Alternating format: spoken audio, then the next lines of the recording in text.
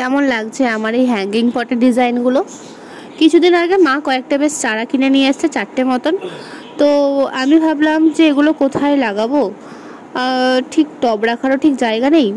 কিন্তু তারপরে মাথায় একটা বুদ্ধি আসলো, ভাবলাম পাঁচিলের গায়ে ড্রিল করে কটা হ্যাঙ্গিং পট তো বসানো হয়ে যায়। যেই ভাবা সেই কাজ।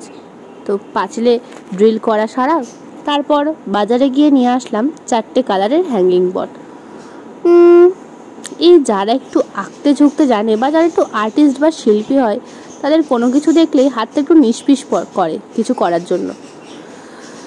তো যেই ভাবা সেই কাজ, আবারও হ্যাঙ্গিং পটগুলো নিয়ে বসে পড়লাম একটু আঁকতে। কি আঁকবো ভাবতে ভাবতে ভেবে ফেললাম কয়েকটা সুন্দর সুন্দর ইমোজি স্টাইল।